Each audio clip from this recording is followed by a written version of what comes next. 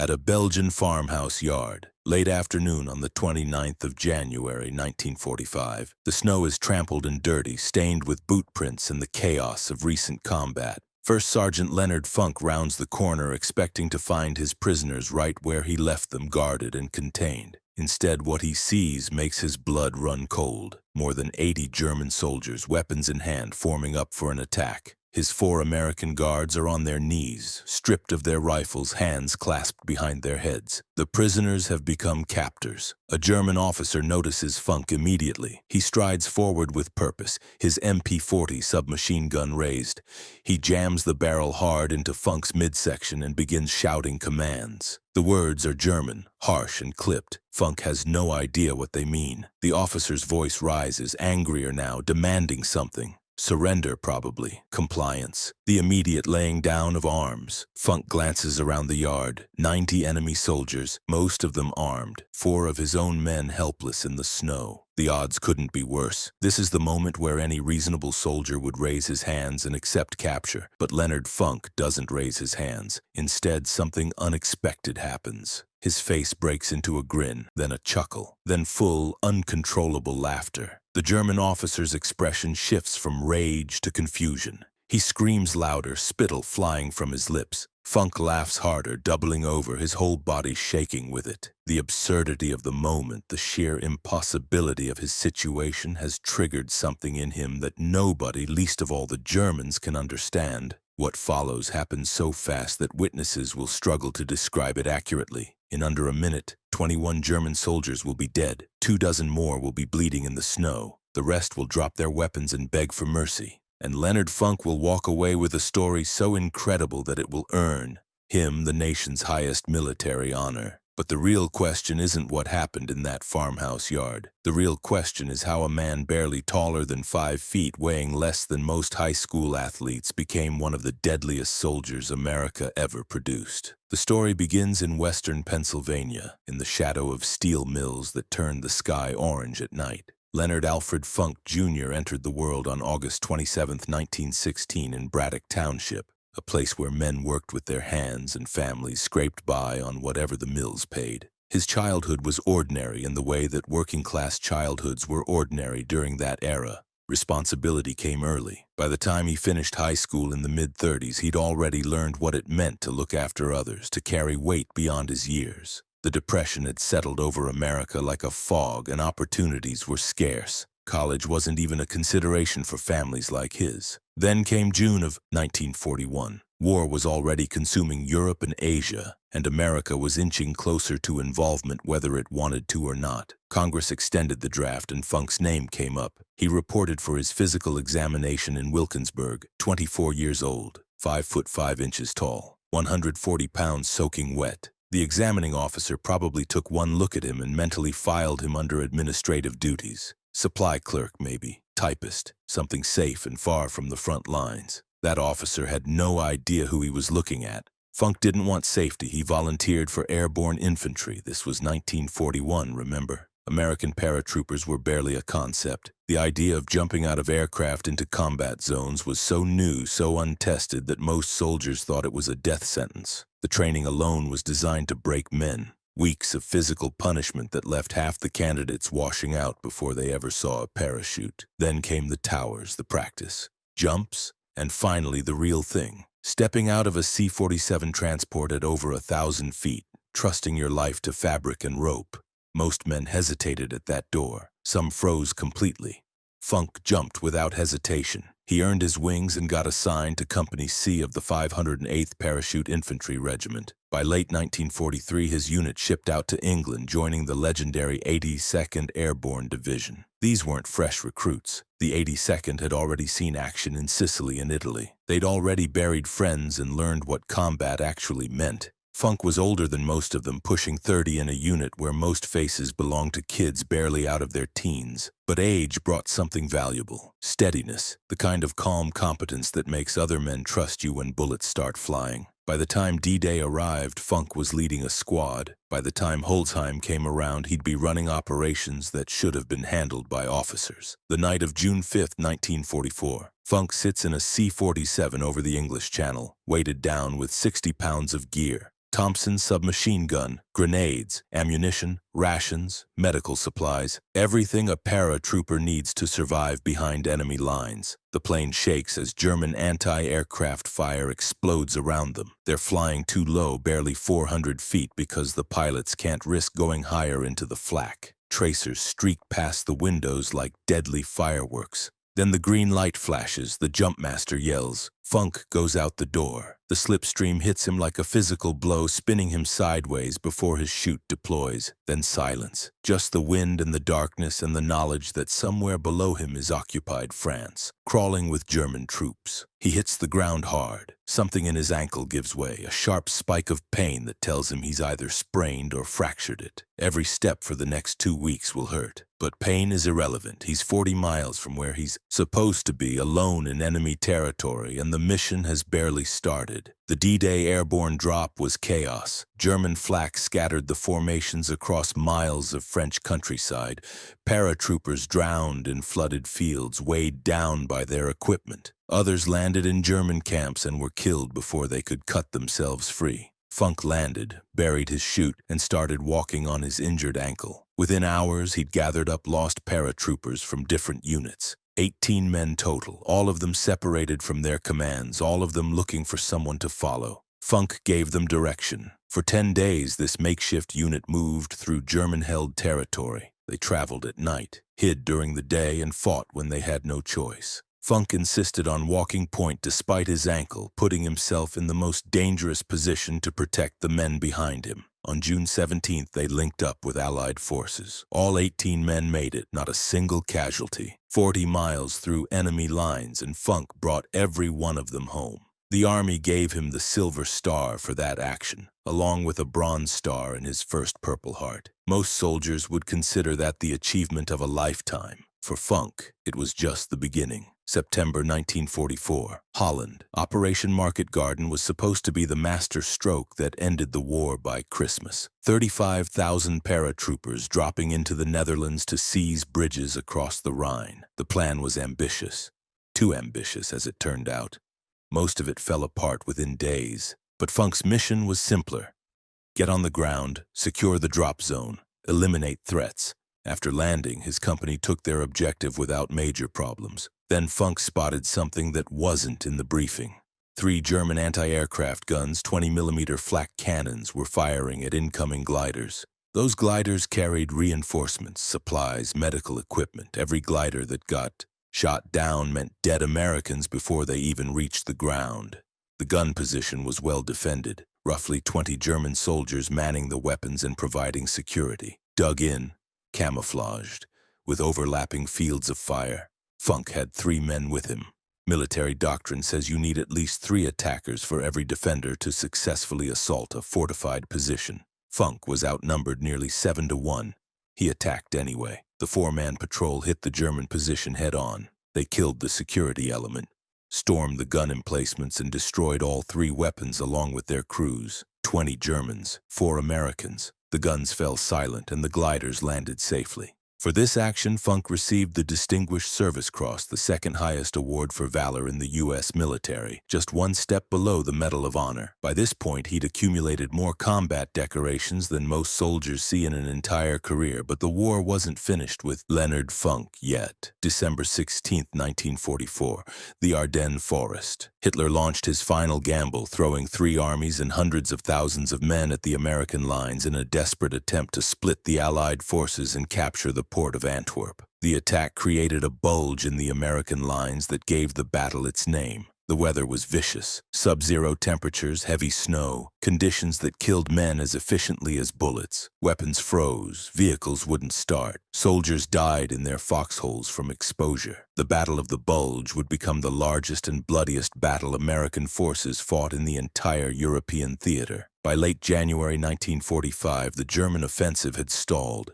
Now the Allies were pushing back, retaking ground village by village. Company C of the 508th got orders to capture Holzheim, a small Belgian town that the Germans were using as a strong point. There was a problem. The company was under strength. They'd lost their executive officer. They didn't have enough combat infantry to take the town. Funk, now acting as second in command, looked at the situation and made a decision that would have gotten most officers court-martialed. He went to the headquarters tent where the clerks, cooks, and supply personnel worked. These were rear-echelon troops, men who'd joined the paratroopers but spent most of their time behind desks. "You're infantry now," Funk told them. "Get your weapons. We're taking that town." He assembled a platoon of 30 men who'd barely fired their rifles in combat. Most of them had never shot at another human being. Funk didn't care. He needed bodies, and he'd turn these paper pushers into soldiers whether they liked it or not. The approach to Holzheim was brutal. 15 miles through snow that came up to their waists in a blizzard, with German artillery dropping shells around them the entire way. Funk led from the front, as always. When they reached the town, he organized the assault. 15 houses, all of them occupied by German troops. Machine gun nests, rifle positions, grenades flying from windows. Funk and his makeshift platoon cleared every single building. They captured 30 prisoners without losing a single American. Another unit took 50 more Germans on the far side of town. 80 prisoners total, all corralled in a farmhouse yard. Funk looked at his exhausted men. They'd been marching and fighting for hours. There was still resistance elsewhere in the village, scattered Germans who hadn't surrendered yet. He could only spare 4 men to guard the prisoners. "Stay here," he told them. "We'll send more guards when we can." Then he went back to finish clearing the town. He had no way of knowing that in the next 20 minutes everything would go catastrophically wrong. While Funk was occupied, a German patrol approached the farmhouse. Maybe 10 soldiers, maybe 20, wearing white winter camouflage that made them nearly invisible against the snow. In the confusion of the ongoing battle, they looked enough like American troops that the 4 guards didn't realize the danger until it was too late. The Germans rushed them, disarmed them, forced them to their knees. Then they freed the prisoners, 80 Germans plus the patrol that liberated them. 90 men now armed with the weapons they'd just recaptured. They knew exactly what they were going to do: hit Company C from behind while the Americans were scattered and vulnerable. The German officer in charge started giving orders. Set up the machine guns, position the riflemen, wait for my signal. They were organizing for an ambush that would have slaughtered Funk's company. That's when Leonard Funk came around the corner to check on his prisoners. He expected to find 4 guards watching 80 disarmed Germans. Instead, he walked into a nightmare. His guards were on their knees. The Germans were armed and forming up for an attack, and every single one of them was now staring at him. The German officer reacted instantly. He closed the distance in 3 strides and shoved his MP-40 into Funk's stomach. He started shouting in German, his voice sharp with authority. Funk stared at him blankly. He didn't speak German, didn't understand a word. The officer's face reddened. He shouted louder, angrier, demanding compliance. Funk looked around the yard. 90 Germans, 4 helpless Americans, 1 other U.S. soldier standing next to him, just as trapped. The mathematics were impossible. There was no scenario where Funk survived this encounter. The smart move, the only move,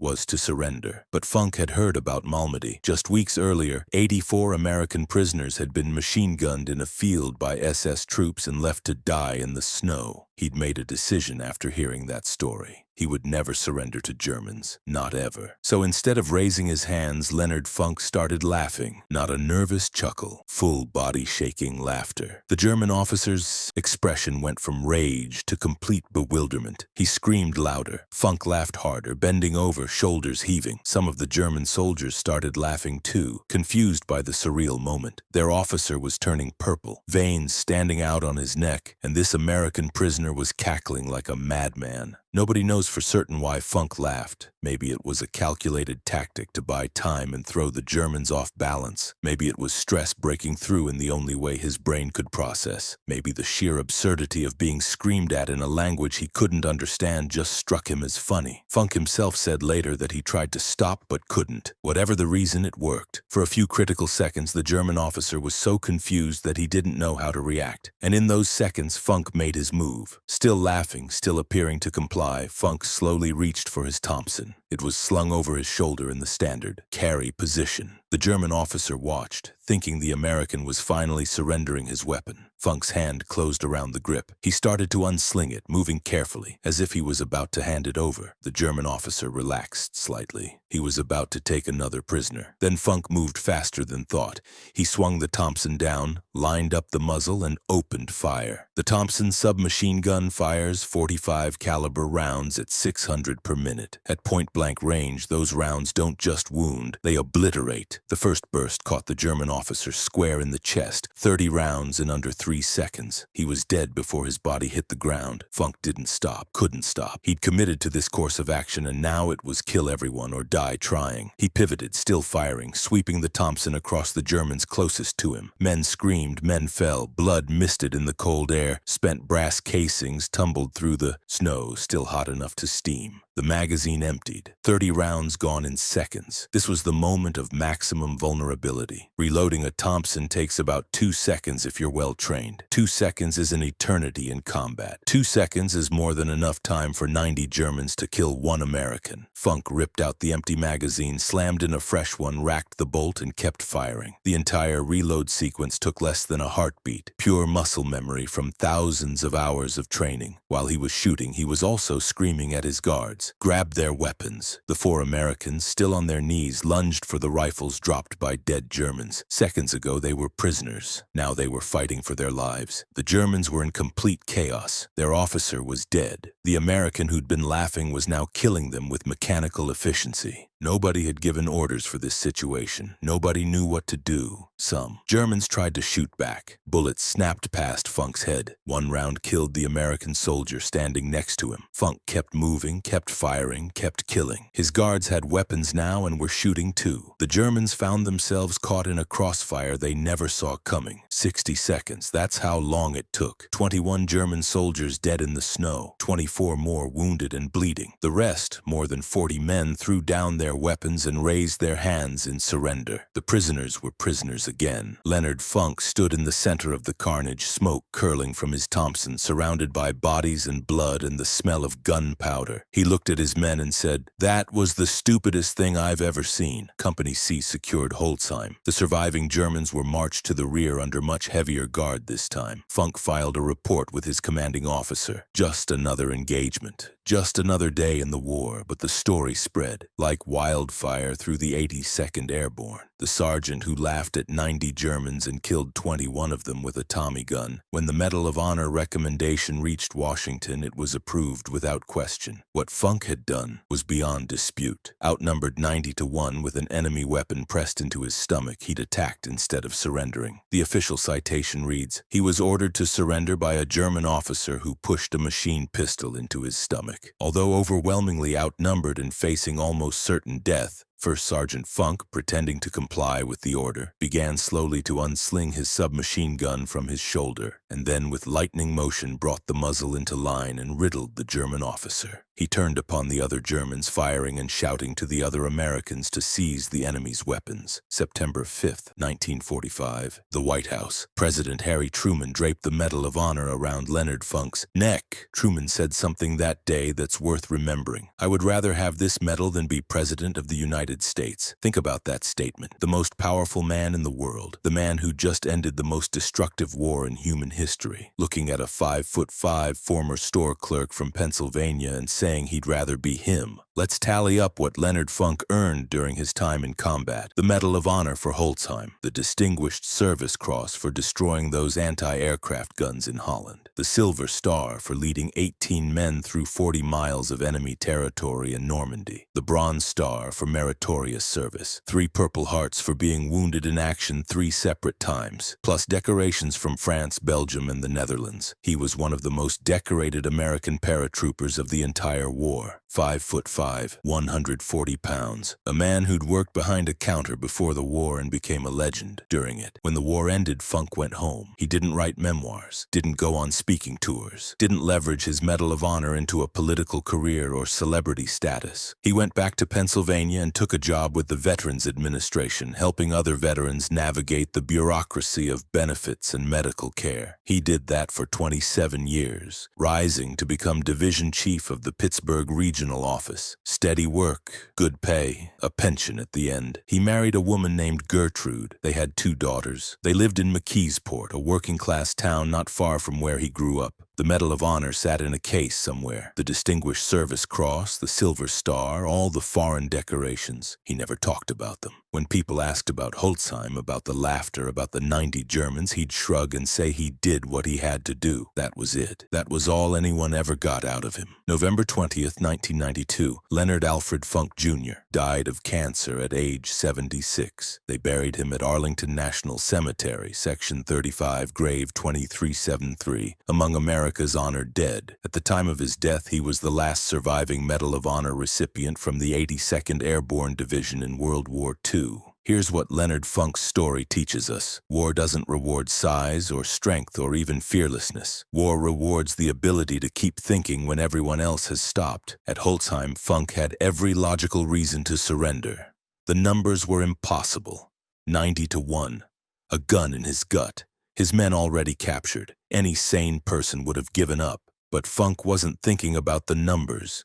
He was thinking about Malmedy, about what happened to American prisoners who surrendered to the Germans. He was thinking about his men, the 4 guards on their knees, the soldiers scattered through the village who'd be slaughtered if these Germans attacked from behind. So he laughed. Maybe it was tactics, maybe it was stress, maybe it was genuine absurdity at being screamed at in a language he couldn't understand. Whatever it was, it bought him the seconds he needed. And in those seconds, Leonard Funk made his move. 60 seconds later, he was standing in a field of bodies alive when he should have been dead. President Truman understood something that day at the White House. Courage isn't about physical attributes. It's not about training or equipment or even experience. Courage is what you do when there's a gun in your stomach and 90 men want you dead. And on that frozen afternoon in Holzheim, Leonard Funk showed the world exactly what courage looks like. It looks like laughter in the face of death. It looks like a Thompson submachine gun swinging into action faster than thought. It looks like 60 seconds of controlled violence that saved American lives and turned an impossible situation into a victory. That's the legacy of the laughing paratrooper, a 5'5" giant who proved that the most dangerous weapon in war isn't always the gun you're holding. Sometimes it's the mind behind it, the refusal to accept defeat, and the split-second decision to attack when everyone expects you to surrender. Leonard Funk made that decision in a Belgian farmhouse yard, and it echoed through history.